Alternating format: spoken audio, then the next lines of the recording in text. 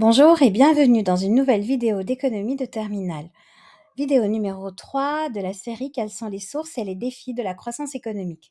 Grand 2, quel rôle pour le progrès technique, l'innovation et les institutions dans la croissance économique. Grand A, innovation et processus de destruction créatrice.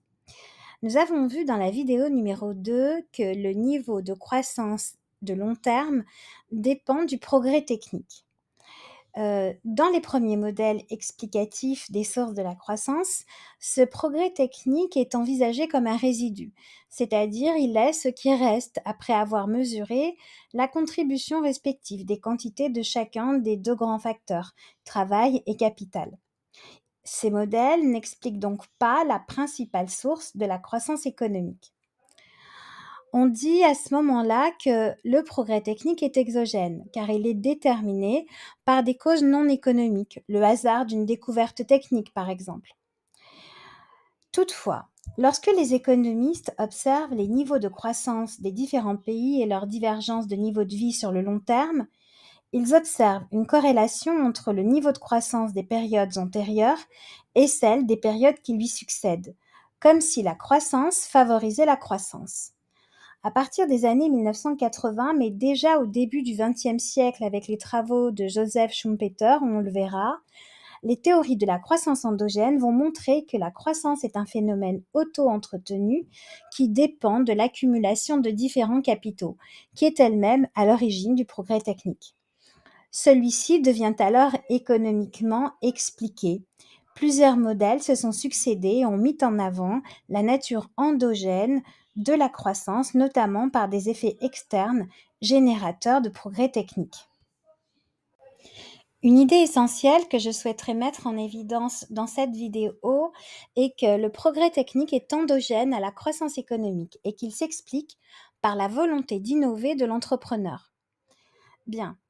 L'idée que la croissance est le résultat d'un processus endogène, alors le mot endogène signifie simplement qu'un phénomène trouve son explication à l'intérieur de lui-même, a d'abord été formulé par un économiste autrichien naturalisé américain qui s'appelle Joseph Schumpeter et qui au début du XXe siècle établit une corrélation entre de grands cycles de croissance constitués de phases d'expansion et de récession et des cycles d'innovation. Par exemple, la forte croissance de la révolution industrielle suit la mise en œuvre d'innovations comme la navette volante qui permet de produire beaucoup plus vite sur un métier à tisser. Cette innovation va être à l'origine d'autres innovations car on peut tisser plus rapidement et il faut alors davantage de fils.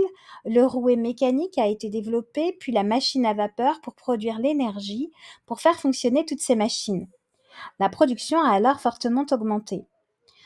Dans ce modèle, l'innovation est au cœur du processus de croissance et elle s'explique par la recherche du profit par l'entrepreneur. En effet, l'innovation lui permet pendant un certain temps d'être en situation de monopole. C'est un acquis du programme de première, j'y reviendrai, sur le marché et donc de dégager une rente de monopole. Comme il va être copié par d'autres, il lui faudra innover encore. En d'autres termes, ici, c'est l'innovation qui est la variable qui explique le progrès technique et celui-ci est endogène. Il est attendu des élèves de terminale qu'ils comprennent par quel processus on aboutit à une innovation, la séquence du progrès technique si vous voulez. Bien, tout commence avec la recherche fondamentale, celle qui se réalise dans un laboratoire de recherche ou dans une université, si vous voulez. Elle permet de faire une découverte. Ici, par exemple, nous avons Michael Faraday, qui est physicien et chimiste et qui est connu pour ses travaux sur l'électromagnétisme et l'électricité. Bien, cette recherche fondamentale aboutit à de la recherche appliquée, à du développement expérimental qui donne naissance à une invention de nouveaux produits ou de nouvelles manières de produire. Ici, Thomas Edison met au point la première lampe à incandescence. Enfin, l'application industrielle ou commerciale de l'invention dans le cadre du processus productif constitue une innovation. Et là, nous avons l'exemple de George Westinghouse, qui fonde la première compagnie électrique des États-Unis, qui met au point le courant alternatif et qui obtient l'installation aux États-Unis de la quasi-totalité de l'infrastructure électrique. Bien, nous venons de le voir, l'innovation correspond à l'application industrielle ou commerciale d'une invention, c'est-à-dire la mise en œuvre d'une invention dans le système de production. L'économiste Joseph Schumpeter distingue 5 grands types d'innovation et cette typologie se retrouve dans quasiment tous les manuels d'économie. L'innovation de produits, par exemple la voiture électrique. L'innovation de procédés, par exemple la production assistée par ordinateur. L'innovation organisationnelle, par exemple la firme Fordiste intégrée verticalement, la firme réseau, les différentes formes d'organisation du travail, comme le taylorisme par exemple. Une nouvelle source de matières premières, comme par exemple les énergies renouvelables. Enfin, une innovation de marché, par exemple la vente en ligne. On pourrait également se référer au manuel d'Oslo, qui est une publication de l'OCDE et qui définit 4 types d'innovation. Schumpeter en identifiait 5. Elles sont quasi similaires, simplement l'innovation de matières premières n'est pas présente ici. Donc on retrouve l'innovation de produits qui correspond à l'introduction d'un bien ou d'un service nouveau.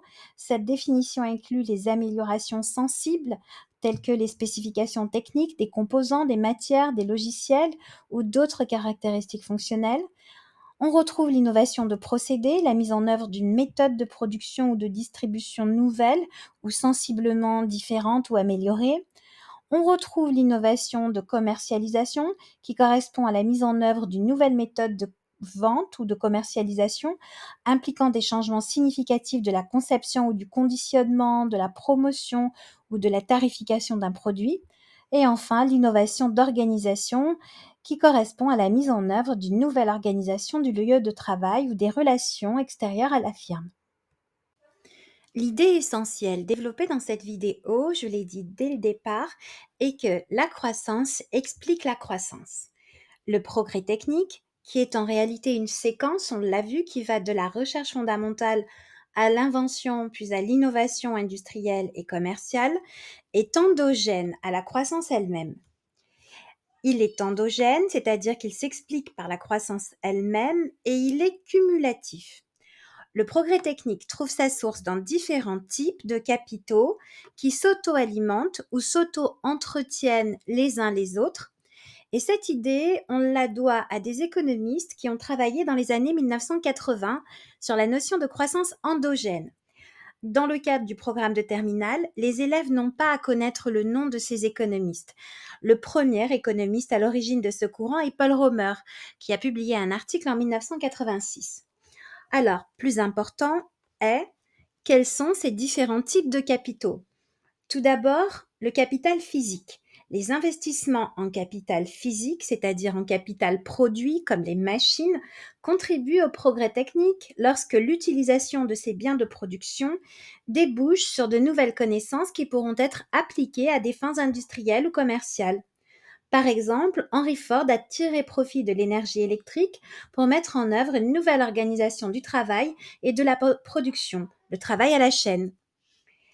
Le capital humain maintenant, les investissements en capital humain, c'est-à-dire dans l'éducation et la santé des travailleurs, contribuent au progrès technique, car lorsque les agents économiques sont mieux formés, ils sont plus à même de produire de nouvelles connaissances qui pourront être appliquées à des fins industrielles ou commerciales. Il y a également le capital public, qui correspond aux investissements réalisés par la puissance publique dans l'école, l'hôpital, les universités, les laboratoires de recherche publics, les infrastructures routières, infrastructures de communication, infrastructures de télécommunication, etc., et qui favorisent le progrès technique, parce que les investissements privés dont nous avons parlé, investissement en capital humain, investissement en capital physique, investissement en capital technologique, ces investissements génèrent des externalités positives, favorables à la croissance économique. Simplement, le marché ne produit pas des incitations suffisantes pour que les agents privés à la recherche de leur intérêt individuel, investissent autant qu'il le faudrait dans ces différentes formes de capital. Parce que les externalités positives, du fait même de leur définition, ne sont pas valorisées par le système de prix. Alors, la notion d'externalité, on dit aussi effet externe, a été étudiée dans le cadre du programme de première. Une externalité correspond à la conséquence ou aux effets de l'action d'un agent économique, sa production ou sa consommation. Et cette action ou cette activité va avoir des conséquences positives ou négatives sur le bien-être d'un autre ou de plusieurs autres agents économiques, sans que le marché, par son système de prix, ne puisse y changer quoi que ce soit, ne puisse sanctionner l'externalité négative et encourager l'externalité positive. Alors, dans le cadre du programme de première, on donne notamment aux élèves l'exemple de la pollution, qui correspond à un exemple d'externalité négative. Alors, je ferai une vidéo spécifique sur la notion d'externalité.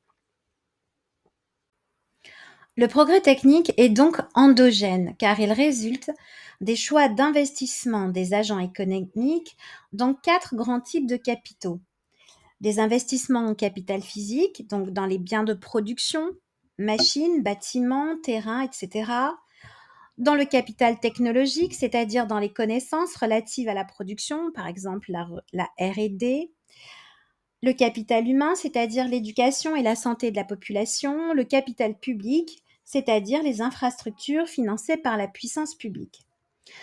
Ces investissements dans ces 4 grands types de capitaux va générer du progrès technique. Ce progrès technique va contribuer à la hausse de la PGF ou bien aux gains de productivité. Et ces gains de productivité vont pouvoir être utilisés pour réduire les prix de vente, donc accroître le pouvoir d'achat des ménages par exemple, augmenter les salaires, augmenter les profits, etc. Ceci va contribuer à augmenter la croissance et la croissance va permettre de financer les différents types de capitaux.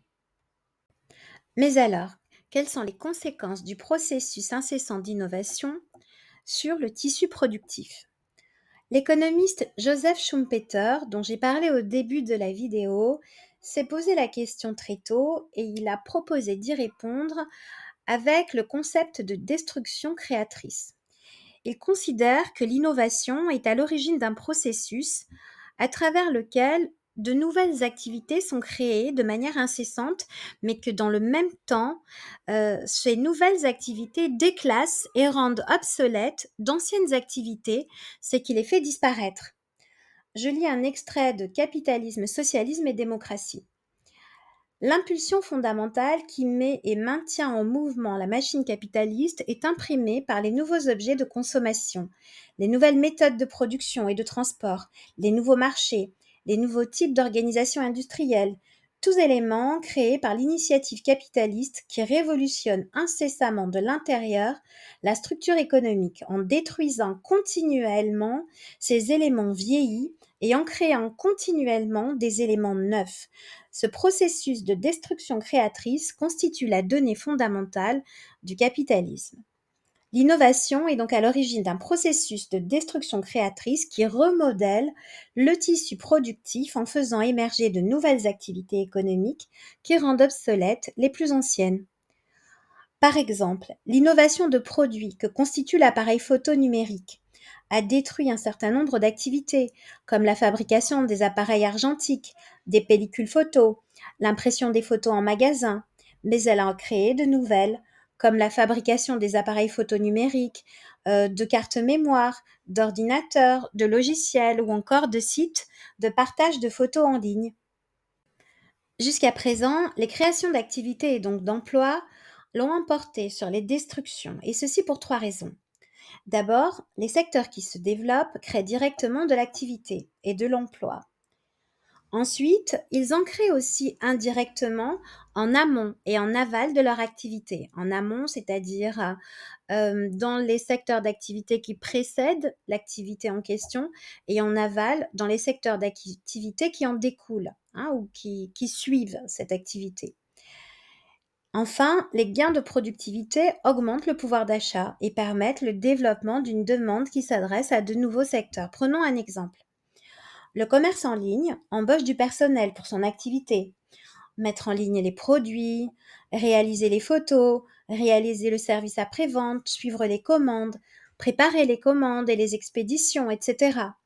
Cela génère de l'activité chez les fournisseurs en amont, notamment les offreurs de logiciels, la maintenance informatique, les sites de référencement, etc. Et en aval, comme par exemple les entreprises de livraison à domicile. Le commerce en ligne permet une baisse des prix des biens, qui va libérer du pouvoir d'achat qui se dirige alors vers d'autres secteurs, notamment les services. Mais qu'est-ce qui pousse les firmes à innover? Les firmes qui innovent conquièrent un avantage concurrentiel en proposant des produits qui leur coûtent moins cher à produire et ou qui ont des caractéristiques que les autres n'ont pas. Les firmes innovantes gagnent donc des parts de marché tandis que celles qui n'innovent pas en perdent.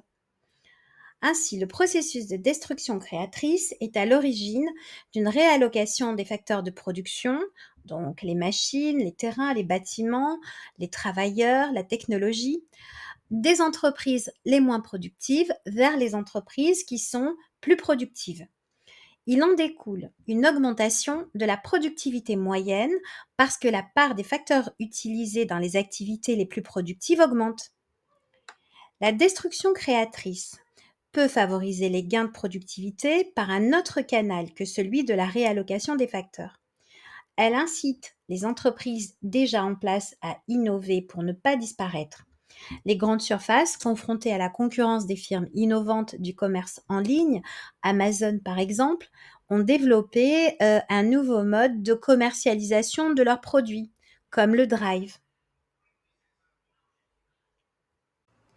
Eh bien voilà, c'est tout pour le grand A au sujet du progrès technique, des innovations et de la destruction créatrice. Le grand B du grand 2, c'est-à-dire les institutions, seront traités dans une prochaine vidéo. Merci de votre attention et à bientôt.